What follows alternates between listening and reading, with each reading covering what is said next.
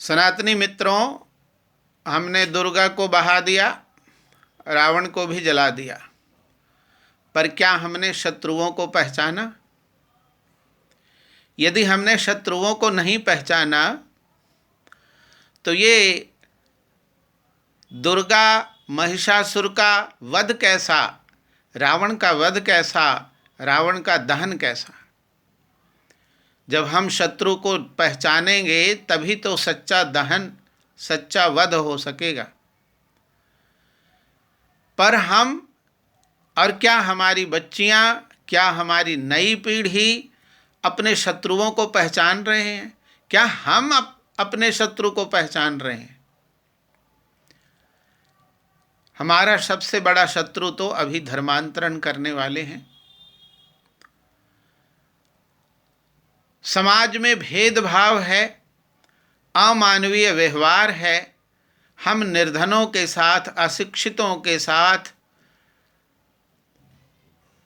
अमानवीय व्यवहार जो समाज में कर रहे हैं, जिसका लाभ विधर्मी उठा रहे हैं, और ये विधर्मी उनको अपना गले लगा रहे हैं, उन्हें अपना बना रहे हैं, और अपना बनाकर अपनी संख्या बढ़ा रहे हैं, और संख्या बढ़ा करके धीरे धीरे ये धर्मांतरण है वो राष्ट्रांतरण की ओर बढ़ रहा है, नए राष्ट्र के निर्माण की ओर स्थिति बढ़ रही है। तो हमारे शत्रु कौन हैं? तो सबसे बड़े शत्रु तो धर्मांतरण करने वाले हैं। लेकिन धर्मांतरण का कारण कौन है? धर्मांतरण का कारण हम हैं। जो अशिक्षित हैं, निर्धन हैं, उनकी हम उपेक्षा कर रहे हैं, उनका शोषण कर रहे हैं, उनके साथ अमानवीय व्यवहार कर रहे हैं, भेदभाव कर रहे हैं, और उनके सरकारी योजनाओं के द्वारा भी उन्हें समर्थ, शिक्षित, स्वावलंबी होने में हम बाधक बने हुए हैं। समर्थ और धनवान लोग ही सरकारी सुविधाओं जो निर्धनों के लिए, अशिक्षितों के लिए है, उसे हम लूट रहे हैं, हम उन्हें चुरा रहे हैं, और इस तरह से हम निर्धनों का शोषण कर रहे हैं, उन्हें अशिक्षित रख रहे हैं, भेदभाव कर रहे हैं, और इसका लाभ उठा करके दूसरे जो धर्म वाले हैं वो उन्हें आ करके उनके गले लगाते हैं, समानता के उनके व्यवहार करते हैं, समानता वाला व्यवहार करते हैं, मानवीय व्यवहार करते हैं, आदर सम्मान देते हैं, और जिसके कारण धर्मांतरण हो रहा है। तो क्या हो रहा है? हमारी संख्या घट रही है, उधर की संख्या बढ़ रही है। तो संख्या का, हमारी संख्या घटना, उनकी संख्या बढ़ना, ये देश और धर्म के प्रति सबसे बड़ा शत्रुता है। शत्रुता उनकी है और शत्रुता हमारी स्वयं की है, क्योंकि इसका कारण हम स्वयं हैं। तो संख्या और दूसरा संगठन। हमारी संख्या घट रही है, हमारा संगठन नहीं है, हम शस्त्र नहीं रखते, हम शास्त्र नहीं पढ़ते। तो संख्या, संगठन, शस्त्र और शास्त्र, दुर्गा के आठों हाथ में शस्त्र हैं। दुर्गा की प्रतिमा ये सिखा रही है कि हम शस्त्रों को रखें, हम शस्त्र चलाना सीखें। दुर्गा के आठ आठ हाथ हमें सिखा रहे हैं कि हम संगठित हों, संगठित होकर के देश धर्म के शत्रुओं का सामना करें, मिलकर सामना करें, शस्त्र रखें, समर्थ बनें, आत्मरक्षा के उपाय सीखें, आत्मरक्षा के कौशल प्राप्त करें। आत्मरक्षा के लिए हमें शस्त्रों को रखना, शस्त्रों को चलाना आना चाहिए, जिससे कि हम समय पर अपनी रक्षा कर पाएँ।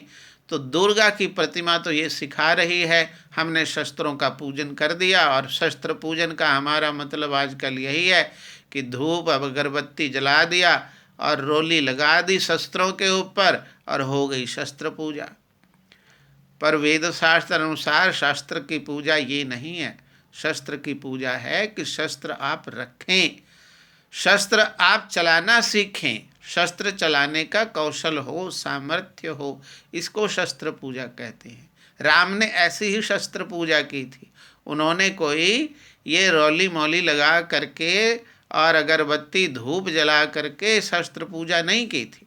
उन्होंने सेना का संगठन किया, अस्त्र शस्त्र संचालन का प्रशिक्षण दिया और उसके बाद विजय यात्रा आरंभ की। तो पहली बात है कि हमारी संख्या घट रही है, दूसरी बात है हमारे अंदर संगठन नहीं है, और तीसरी बात यह है कि हम शस्त्र नहीं रख रहे, शस्त्र नहीं सीख रहे, और चौथा विषय है कि हम शास्त्र नहीं जानते, शास्त्र नहीं पढ़ते, शास्त्र नहीं रखते। अब राम के नाम पर ये नवरात्रि चल रही है, विजयादशमी चल रही है, रावण का दहन हो रहा है, और ये सारी चीज़ें राम के नाम पर हो रही।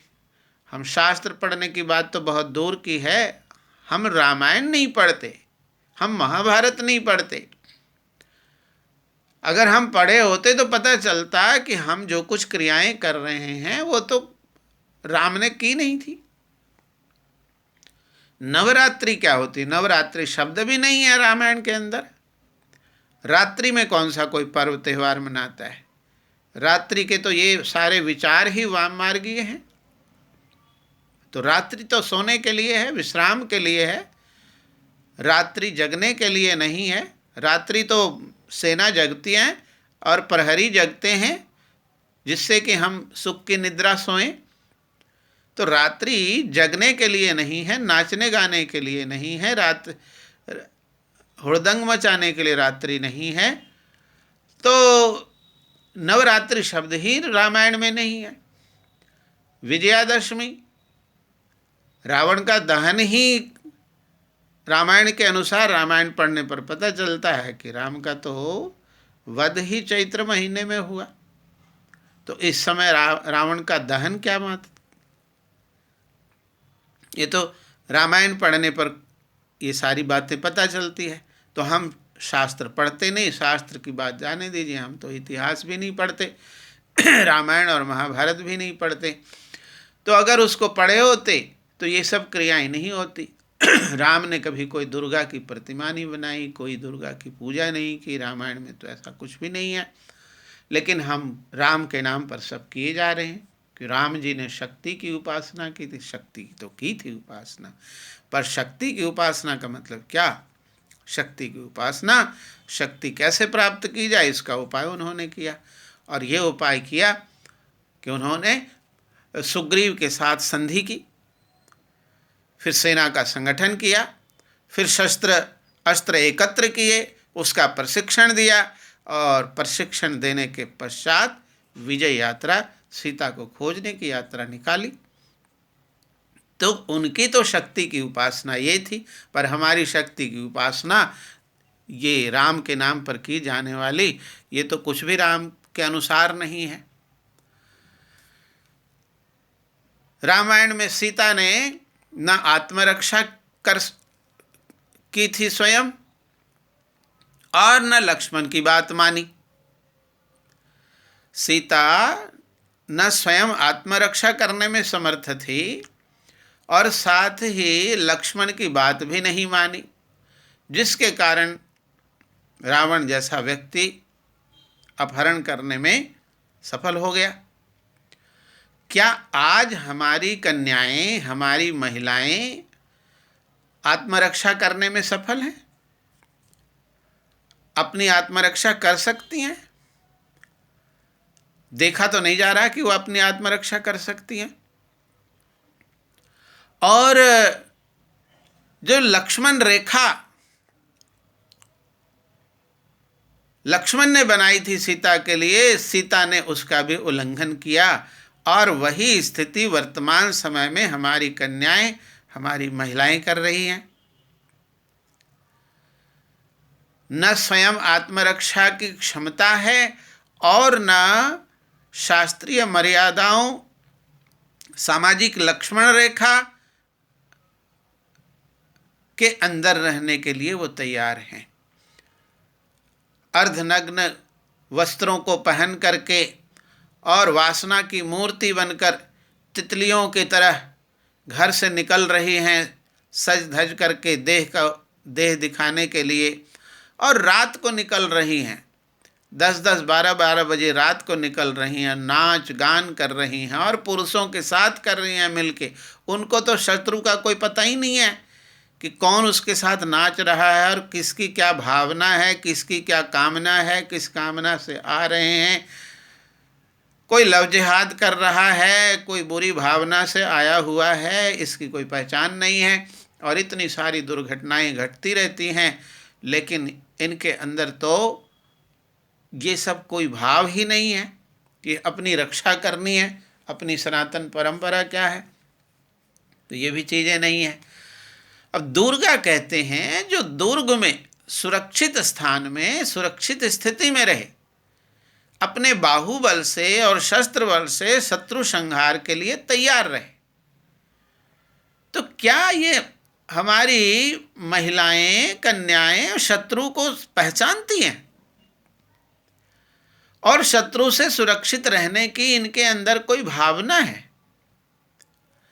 अभी तो पश्चिमी वातावरण और अंग्रेजी शिक्षा के प्रभाव के कारण और समानता की बातें करते हुए ये तो पुरुषों के साथ मिलने जुलने और उनके साथ रहने, यहाँ तक कि लिव इन रिलेशनशिप में इतनी सरलता से चले जाने में भी कोई आपत्ति नहीं मानती। अब ये क्या शत्रु को पहचानेंगी? तो ये जहाँ दुर्गा की प्रतिमा बता रही है कि महिलाओं को और किसी को भी, पुरुष को भी अपने शत्रुओं से सुरक्षित स्थिति में रहना चाहिए, सुरक्षित दूरी पर रहना चाहिए, शत्रुओं से सावधान रहना चाहिए, शत्रुओं की पहचान होनी चाहिए और हमारे अंदर इतना बाहुबल होना चाहिए, हमारे पास शस्त्र बल होना चाहिए जिससे कि हम शत्रुओं का संहार कर सकें। पर ये चीज़ें तो कुछ दिख नहीं रही और लगातार ये लव जिहाद की घटनाएं बढ़ रही हैं, बलात्कार की घटनाएं बढ़ रही हैं। हमारे घर में, परिवार में, पड़ोस में सब जगह रावण पल रहे हैं। हम रक्षाबंधन का त्यौहार मनाते हैं, भाई लोग बहनें उनसे रक्षा चाहती हैं, भाई रक्षा का व्रत लेते हैं, लेकिन ये सब जो पर्व हैं वो केवल दिखावा और मौज मस्ती की वस्तुएं बन गई हैं। ये पर्व तो आपको कुछ सिखाने के लिए हैं, कुछ आदर्शों को स्मरण कराने के लिए हैं, आपके संकल्प को स्मरण कराने के लिए हैं कि आप अपने समाज की कैसे रक्षा करेंगे, अपने बहनों की, अपनी माताओं की रक्षा कैसे करेंगे, अपने देश और धर्म की रक्षा कैसे करेंगे। तो इसके लिए ये पर्व और त्यौहार आते हैं। लेकिन हम अपने त्योहारों का ये रूप भी इस तरह से विकृत करते जा रहे हैं, केवल मौज मस्ती आनंद का साधन इसको बना रहे हैं। हमें कुछ सीखना नहीं, हमें कुछ पढ़ना नहीं है और केवल मौज मस्ती करना है, और यहाँ तक कि हमारे खान पान भी बिगड़ चुके हैं। अब दुर्गा कहाँ शक्ति की प्रतीक है, और उस दुर्गा के नाम पर क्या हो रहा है? पूरे देश में दुर्गा के नाम पर बलि दी जा रही है, शराब चढ़ाया जा रहा है। क्या ये दुर्गा शक्ति, शराब और मांस से शक्ति आती है? नशा करने वाला व्यक्ति शक्तिशाली होता है, हिंसा करने वाला शक्तिशाली होता है। वध तो करना था, शत्रुओं का संहार करना था, शत्रुओं को पहचानना था, असुरों को पहचानना था, रावण को पहचानना था। पर आपने तो मुर्गे का वध किया, बकरे का वध कर रहे हैं, मुर्गे का वध कर रहे हैं। तो ये कौन सा सनातन धर्म है? ये तो किसी वेद शास्त्र का नियम नहीं है। रामायण में तो ऐसा कोई आचरण राम ने नहीं किया। तो हिंसा शत्रुओं का करना है, न कि निरपराध पशुओं, भोले भाले पशुओं का, पालतू पशुओं का वध करना है। और ये हमारा शरीर, जो हम आर्य हैं, सनातन धर्मी हैं, वैदिक धर्मी हैं, जो अहिंसा के पुजारी हैं, ये अहिंसा के पुजारी शत्रुओं का नाश करने को छोड़कर निरपराध पशुओं का नाश करके, उन्हें मार करके अपने पेट पूजा कर रहे हैं, जिह्वा की सामग्री तैयार कर रहे हैं हिंसा करके। ये कैसे सनातनी हो सकते? ये कैसे आर्य हैं? ये कैसे भारतवर्ष के लोग हैं जो वेद शास्त्रों को मानने वाले हैं? तो कोई भी दुर्गा या देवी ऐसी नहीं होती है। काली है, काली मतलब काल वाली, मृत्यु वाली, जो शत्रुओं का मौत है।